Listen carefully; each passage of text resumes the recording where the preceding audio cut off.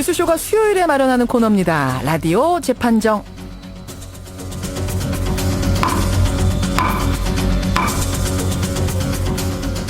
논란이 되고 있는 이슈나 인물을 저희가 스튜디오 재판정 위에 올려놓으면요, 우리 청취자 여러분이 배심원이 되셔서 판결을 내려주시는 코너죠. 오늘도 두 분의 변호인 나오셨습니다. 금태섭 변호사님 어서 오세요. 안녕하세요. 노영희 변호사님 반갑습니다. 네, 안녕하십니까. 요즘 뭐 동창회다 뭐다 바쁘시죠? 네. 오늘도 굉장히 좀 피곤한 얼굴로 오셨는데, 사실 현안 들어가기 전에 저는 정말 궁금한 질문이 하나 있어요. 지난주에 우리 청취자들이 배심원이 돼서 모의 판결했던 게 그 상주 농약사이다 살해사건 국민참여재판. 두 분 모두, 노 변호사, 금 변호사 두 분 모두 다 이 할머니는, 박 할머니는 무죄일 거다. 굉장히 자신 있게 말씀하셨잖아요. 그런데 1심에서는 지금 유죄가 났습니다. 무기징역. 어떻게 된 거예요, 금 변호사님? 아니, 어차피 저희가 뭐 기록을 다 볼 수 있었던 것도 아니고, 예. 재판 현장에 있었던 것도 아니기 때문에 그 사건을 뭐 그 정확하게 알기는 어렵고, 재판부와 배심원들이 고심하신 결과라고 생각을 합니다. 예, 다만 예. 이제 그 수사 과정에서 그 할머니가 설명할 수 없는 행동들을 많이 했기 때문에 그런 점에서 그 유죄 판결을 받게 되지 않았나 그렇게 생각을 합니다. 노 변호사님 어떻게 생각하세요? 이 사건이 제일 쟁점이 되는 거는 직접 증거가 없는 상황에서 간접 증거만으로 살인죄와 같은 중죄를 인정할 수 있는가 하는 거였지 않습니까? 바로 그 부분. 직접 증거는 하나도 없거든요. 네, 근데 법리적으로 봤을 때는 직접 증거가 없는 경우에 간접 증거만으로 그 사람에게 어떤 혐의를 인정하려면 정말 엄청나게 많은 그런 증거들이 정말 겹겹이 쌓여야 되는 것인데, 예. 이번 사건 같은 경우에는 그런 부분이 상당히 약했다라고 저는 판단을 했던 것이고, 그럼에도 불구하고 배심원들이 만장일치로 전부 다 유죄 판결을 내렸다라고 하는 것은 예. 당시 그 검사님들께서 엄청 열심히 하셨나 보다라는 것도 있어요. 그리고 또 하나는 상당히 아마 그 프레젠테이션이나 그 논거를 제시할 때 그 유도적인 그런 상황들이 좀 연출되지 않았었을까. 그러니까 국민참여재판이라는 게 법리적으로만 따질 수 있는 게 아니고 이제 그 당시 분위기라든가 여러 가지 것들을 보고 판단들을 하시는 그런 건데. 게 작용합니까? 확실히 국민참여재판은? 좀 작용한다고 봐요. 작용해요. 네, 그냥 합니다. 재판하고는 확실히 다릅니까? 그럼요. 다릅니다. 네. 다르군요. 아마 그런 것들도 작용하지 않았을까. 네. 그러면 두 분은 뭐 지난주에 뭐 아주 꼼꼼하게 그 검사 담당 변호사만큼 자료를 보실 수는 없는 상황이었지만, 그럼에도 불구하고 무죄라고 얘기하셨던 분들 입장에서 만약 2심을 준비한다면, 지금 박 할머니가 항소장을 냈어요.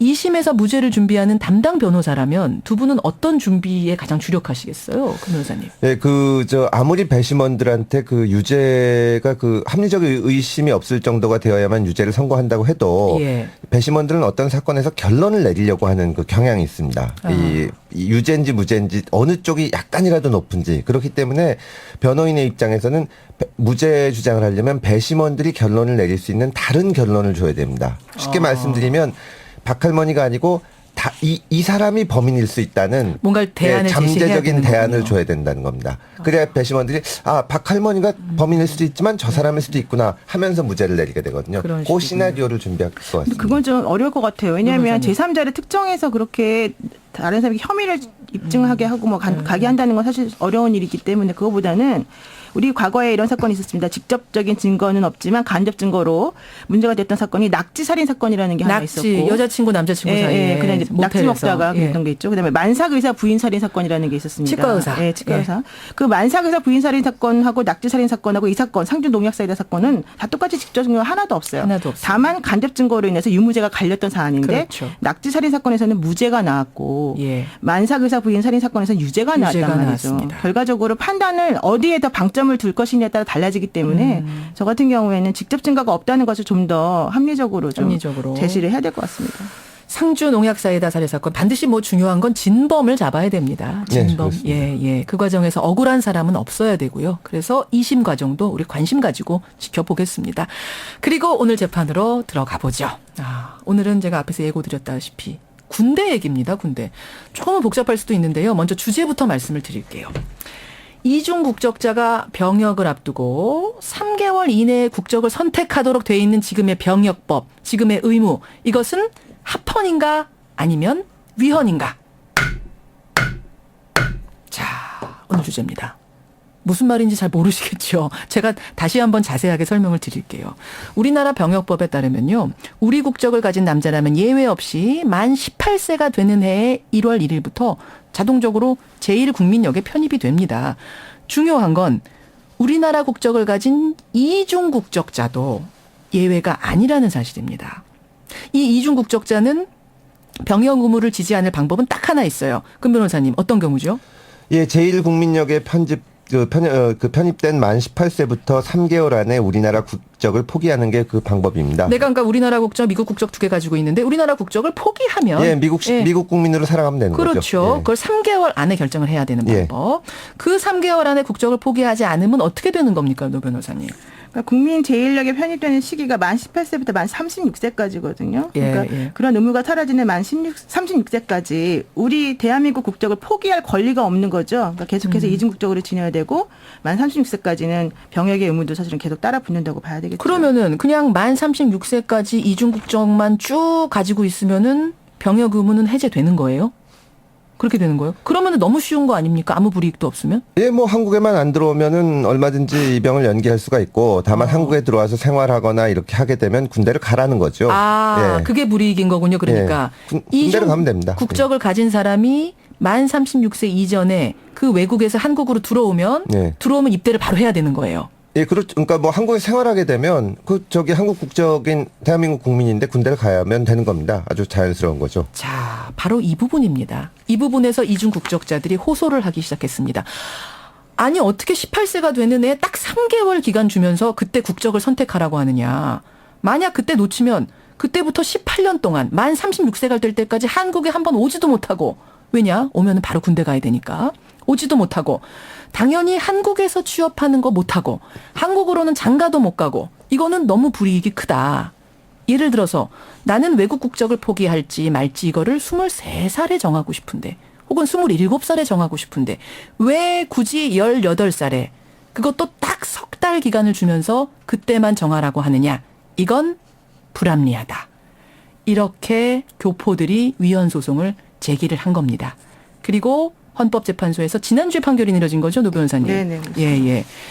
18살의 국적 포기 여부를 결정하도록 한 지금의 병역법은 합헌이다. 이렇게 결정이 났습니다.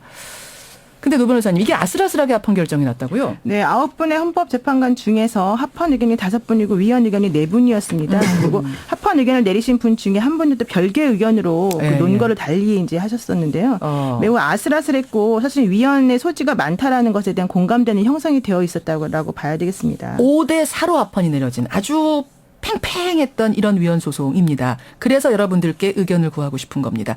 우선 간단하게 금 변호사님 합헌 쪽이세요? 위헌 쪽이세요? 저는 합헌입니다. 노 변호사님 합헌 쪽이 위헌 쪽? 저는 위헌 쪽이죠. 위헌 예. 쪽이다. 자, 여러분 문자 보내주십시오. 50원의 단문 100원의 장문 유료 문자 샵 1212 카톡 레인보우까지 열어놓고 있습니다. 18세가 되는 애 이중 국적 여부 결정해야 되는 이 법은 합헌이다라고 생각하시면 금 변호사 금변, 위헌이다라고 생각하시면 노 변호사 노변, 혹은 뭐 합헌 위헌 이렇게 보내주시면 되겠습니다. 자, 금 변호사님, 예. 왜 이 법이 합헌이라고 보세요? 아니 뭐 법이 원래 합헌이 원칙이니까 특별히 합헌이거나 할 수 없는데 이제 예. 이게 보면 국적법이 순논리적으로만 풀 수는 없는 것이 있습니다. 사실 따지고 보면 대한민국 국민으로 태어나면은 특히 남성들은 국방의 의무를 지게 지게 되는데 되죠. 예, 이거를 말하자면 그 이중국적이라는 것이 이중국적을 가지고 외국에서 대한민국과 아무 관계없이 생활하면은 아무 불편이 없습니다. 다만 우리나라에 들어오든지 우리나라에서 생활을 하든지 하게 되면 이게 군대 문제가 생기는 걸리는 건데 거죠. 예.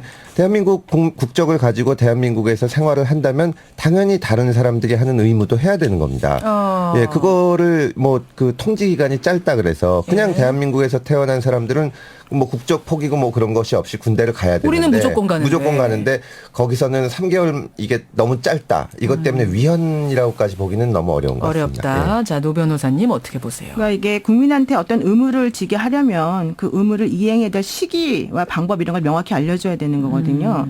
근데 예를 들면은 이 심판 대상이 되는 조항의 문제는 만 18세가 되는 해의 1월 1일부터 3월 31일까지 3개월 동안 이 국적 포기 신청을 하도록 되어 있습니다. 1월부터 3월까지 그거 놓치면은 그때는 그다음부터 못 해요? 근데 그럼 그냥 살아야 돼요? 더 중요한 거는 만 18세가 되는 해의 1월 1일부터 3월 31일까지라는 거거든요. 예, 그러니까 예. 요점은 본인이 언제 18세가 되는지는 알 수 있죠. 대강. 그럼에도 불구하고 그게 만으로 따졌을 때 그 시작하는 해 1월부터 예, 예. 적용된다라고 하는 것에 대한 인식이 없을 수가 있어요. 그래서 잠깐만요. 그거를 그 교포들 이중 국적자들한테 하나하나 안 알려줘. 안 알려주죠. 우리나라의 통보가 안 경우에도 돼요? 안 되죠. 우리나라의 경우에도 병역법에 의하면은 국민들에게 통지를 해주게끔 되어 있거든요. 그러니까 우리가 사실 운전면허 같은 거 갱신할 예, 때에도 언제 갱신했는지 일일이 따지지 않습니다. 통지가 오면 그거 보고서 이제 하면 되겠구나라고 생각하거든요. 입영 통지서도 오고. 입영 통지 마찬가지예요. 예, 입영 예. 통지서가 오면 그때부터 이제부터 내가 가야 되는 거라고 판단하죠. 근데 미국에 있거나 외국에 있는 사람들 같은 경우에는 예. 본인이 만 18세가 되는 해가 언제인지부터 시작해서 꼭 1월부터 3월 31일까지의 그 기간에 내가 이걸 꼭 반드시 포기해야 된다는 사실을 모르는 경우가 너무 많다는 거예요. 자, 그 부분에서 잠깐 금 변호사님 의견 듣고 싶어. 이거 왜 통지 안 해줍니까? 통지를 해줄 수 있으면 좋지요. 근데 전 세계에 퍼져 있는 교포들한테 전부 통지를 해주는 것은 불가능합니다. 그리고 말하자면 주소 이전 같은 것을 우리 대한민국 정부에 신고할 주민등록 같은 걸 하는 건 아니지 않습니까? 캘리포니아 주에 살다가 뉴욕 주에 산다고. 그 얼마든지 병역을 기피할 수 있는 거거든요. 그걸 통지하라고 하는 것은 아주 비현실적인 얘기고. 그 이중 국적자들이 저 캘리포니아의 저 1번지에서 3번지로 이사 갑니다. 이런 걸 우리나라에 그렇죠. 알려주는 게 그러면, 아니라는 얘기다. 통지를 못 하게 되는 겁니다. 그럼 우리나라가 일일이 찾아가지고 지금 저 아프리카며 뭐며 다 찾아가야 되는데 그러면 가능하냐? 얼마든지 군대를 안 갈 수 있는. 근데 거죠. 그거는 과거 얘기예요. 이게 그 현재 재외 국민들에 대해서는 재외 공간의 주소나 거소를 신고하게끔 되어 있고 예전 같이 이렇게 인터넷이나 이런 것이 발달하지 않았을 때에는 일일이 찾아가거나 그 금 변호사님 말씀처럼 통지하는 것이 쉽지가 않았죠. 하지만 요즘에는 얼마나 많이 발달돼 있습니까? 이 통신 수단들이. 그래서 우리나라 같은 경우에도 우리나라에 살고 있는 사람 중에 주소나 거소가 불분명한 사람들에게는 전자공지 송달이라는 것도 있거든요. 이메일 같은 거 보내주는 거. 그러니까 결과적으로 말하자면 옛날처럼 송달 방법이 그렇게 힘들지 않다는 거죠. 금 변호사님, 그 이메일이라도 아니 근데 보내면 그게 된다. 지금 노 변호사님 말씀처럼 정말 가능하다면 예. 그러면 그렇게 신고까지 할 수 있는 사람이 우리나라 남자들은 태어날 때부터 군대 가야 된다는 생각을 하지 않습니까? 그거를 몰랐다는 본능적으로 것은 하죠. 몰랐다는 것은 말이 안 통지 그 신고를 할 수 있을 정도면 본인이 국적에 대해서 결정을 하면 되는 겁니다. 자, 청취자 배심원 문자가 뭐 초반부터 뜨겁게 들어오는데요. 3052님은 3개월도 깁니다. 이러시면서 이런 사람들은 빨리빨리 정리를 해가지고 못 들어오는 경우는 평생 못 들어오게 해야 된다, 이분은. 만 36세도 아니고, 의무는 안 하고, 과실만 따먹으려 하고 하면 안 된다, 이러셨어요. 반면에 장효수님은 만 18세면은 내가 어떤 국적을 택할지 판단하기엔 너무 이르다. 적어도 국적 선택하는 시기를 대학을 졸업하는 나이 정도까지는 연장해야 이게 합리적이지 않겠느냐 하셨습니다. 1202님도 36세까지 모국 방문조차 못하게 하는 건 엄청난 고통인데 그걸 단 3개월만 주고 결정하라고 하는 건 가혹하다 하셨어요. 반면에 8765님은 이스라엘은요. 유학 중에도 전쟁 나면 잦은 귀국해서 입대합니다. 자신의 영달을 위해서 국적을 포기한다면 이분도 영구적으로 입국 불허해야 된다. 화가 많이 나신 분 계시는데 노 변호사님 어떻게 생각하세요? 예, 이번에 헌재에서 그 다수 의견이 나오게 된 근거는 귀책 사유 없이 이렇게 그 국적 선택의 그 기간이나 자유 같은 것을 포기하기, 그러니까 몰랐던 사람들까지도 이런 규정을 적용하는 것은 좀 위헌이 아니냐라는 주장이었는데 예. 다수 의견이 거기에 대해서 뭐라고 말했냐면 귀책 사유 없이 그렇게 포기하는 기간 놓칠 수가 없다는 거였거든요. 지금 금 변호사님 말씀처럼. 신경만 쓰면 그 그렇죠. 18세 예. 놓칠 수가 없다. 예, 그런데 사실은 우리나라 국적법이 중간에 많이 바뀌었어요. 그래서 예전에는 아버지가 한국인이면은 아버지의 그 국적을 따라서 한국 사람이 되고 예. 어머니가 한국인이면 그게 안 되는 경우가 있었었고 예. 또 중간에 바뀌어가지고 이제는 어머니가 한국인이면은 몇 년부터 몇 년까지 태어난 사람들에 대해서는 또 뭐 인정해주고 이런 식으로 많이 바뀌었기 때문에 그 당사자가 자신이 이중 국적자인지 아닌지를 모르는 경우도 사실은 되게 많아요. 그냥 그러니까 진짜 병역 기피하려고 뭐 이렇게 간 사람이야. 이게 18세를 잘 기억하고 있겠지만 아예 미국에서 태어난 순수 한인 2세들. 그렇죠. 예를 들어서 데이비 최나 데이비 김이 있어요. 근데 이게 이제 외국으로 일부러 병역 기피하려고 간 게 아니라 거기서 태어나서 미국인들하고 어울려서 살고 있었는데 18세가 되는 해가 언젠지도 모르고 3개월 동안 이주 국적 포기도 안 했어요. 그러면은 만 36세까지 쫙 못 들어오게 하는 거. 근데 이제 이 사람이 실력이 뛰어나서 한국 기업의 스카웃이라도 되면 그러면은 이 사람은 한국 기업에 못 오는 못 건가? 들어오는 거죠. 이런 얘기 지금 하시는 거예요. 금 변호사님. 예, 그거를 어떻게 구별할 수 있는지. 그러면 이제 말하자면 소위 말하는 금수저 집안에서는 예. 얼마든지 그런 식으로 이중국적을 유지하다가 예. 그다음에 나는 원래 외국에서 살고 한국 국적이 있는지도 잘 몰랐는데 잘하다 보니까 또 한국 기업에서 스카우트해서 살게 됐다. 그럼 한국에서 충분히 한국인으로서 살면서 군대만 안 가게 되는 겁니다. 이게 심지어는 물론 뭐 국적법을 좀 더 정교하게 다듬어야 된다는 점엔 저도 동의를 하지만 예. 이걸 위헌이라 그러면 어떤 일이 생기냐면 한국에 와서 군대에 있다가 예. 중간에 국적 포기하면 군대에서 내보내줘야 됩니다. 그러니까 심지어는 군대 들어왔다가 군대 들어와서 갔다가 나 힘들어서 못할래 하고 대한민국 국적 이거는 이게 우리가 군대가 없는 그런 세상이 오면 가장 좋죠. 근데 군대를 유지하는 한에서는 이런 규정을 두지 않을 수가 없는 겁니다. 그러니까 예외를 두기 시작하면 한도 끝도 없다. 그렇습니다. 아까 제가 말한 데이빗 최나 데이빗 김 같이 정말 억울한 경우가 있을 수도 있지만 그런 분들은 그냥 외국에서 사시면 됩니다.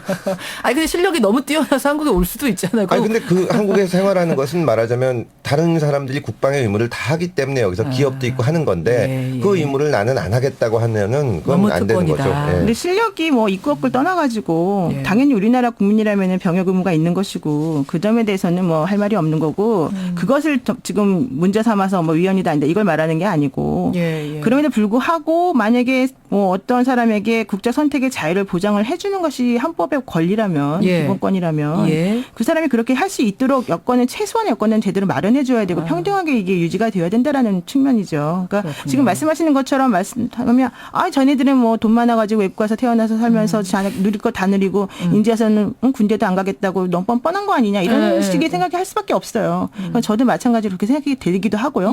하지만 중요한 거는 그럼에도 불구하고 그 사람들이 귀책사유 없이 이런 식으로 선택을 못하게 될 수 있다는 것을 감안해서 통지를 좀 해주고 내지는 기간을 조금 더 늘려주고 1년이라도 좀 늘려줘. 예외 사유를 조금 더 엄격하게 적용해가지고 할 수 있는 방법을 강구해 놓는 것이 맞는 것이 아니냐라는 거죠. 자, 지금 아이디가 킴 엘라니아라는 분이 문자를 하나 주셨는데요. 질문 있습니다. 제 아들은요. 제가 외국 이민 갔을 때 태어나서 한국에도 출생신고를 하고 외국 국적도 동시에 갖고 있는 이중국적자입니다. 근데 만약 이중국적자가 군대를 다녀오면 이중국적을 가지고 그러면은 이중국적을 쭉 유지할 수 있도록 하는 이런 법은 없나 질문하셨거든요. 이게 어떻게 되는 건가요? 이중국적자도 군대 갈 수 있습니까? 있습니다. 근데 지금 우리가 이중국적을 인정하는 것이 선천적인 경우에만 인정을 합니다. 뭐 미국에서 태어났다거나 이런 경우. 그러니까 중간에 이제 그 시민권을 자진해서 취득할 때는 우리나라 국적을 상실합니다. 스티브 유가 대표적인 케이스죠. 유승준 같은 경우. 유승준 씨가 대표적인 케이스고 그런 경우는 군대를 안 가는데 선천적인 경우에는 군대 갔다 와서 대한민국 국적 얼마든지 유지할 수가 있습니다. 양쪽 국적 다 가지고 군대만 갔다 오면 그냥 편하게. 국적 포기 못하면 군대 갔다 오면 되니까요. 그렇군요. 킴 엘라니아 씨 그렇게 하시면 되겠습니다. 자, 청취자 의견 조금 더 보죠. 9191님. 왜 숙고 시기를 3개월만 줬다고 생각하십니까? 18세 때까지 충분히 생각을 하라는 겁니다. 그러니까 18해를 줬는데 그 3개월 갖고 짧다고 하느냐 이 말씀하셨고 반면에 박지호님은 결정 내려야 하는 시기가 너무 짧습니다. 오히려 입대를 회피하려는 범법자들을 양산하지는 않을까 하시는 분도 계시고요. 5128님은 입대 통지를 어떻게 개개인한테 외국에 사는 사람들한테 일일이 통지합니까? 이거는 본인들이 각자 챙겨야죠. 국방의 의무를 문제라고 보는 것 자체가 문제 아닙니까? 이러셨고요. 이런 분 1768님은 이분은 위헌이라고 보셨어요. 이건 지극히 한국적인 법이다.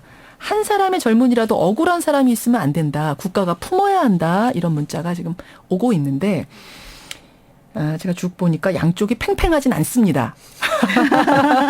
어느 쪽이 우세할지 아시겠죠? 50원의 단문 100원의 장문 유료 문자 샵 1212 카톡 레인보우까지 열어놓고 여러분의 마지막 문자 막바지 문자들 받아보겠습니다. 18세가 되는 해에 3개월을 주면서 이중국적자의 국적을 정리하도록 하는 이 병역법은 과연 합헌인가 위헌인가. 헌법재판소는 지난주 위헌 판결을 냈습니다만 합헌 판결을 냈습니다만 양쪽이 팽팽했다. 이런 말씀을 드리면서요. 자, 정리가 지금 되고 있나요? 정리를 해보죠. 됐군요. 한 30초만 더 드릴게요. 30초 동안 문자 보내주시는데요. 4171님은 큰 틀에서 생각해야 됩니다. 국가가 있기에 내가 있습니다 하셨고요. 1421님은 악용의 소지가 너무 커서 예외 조항은 또 다른 예외를 낳게 된다. 이런 문자도 주고 계시는데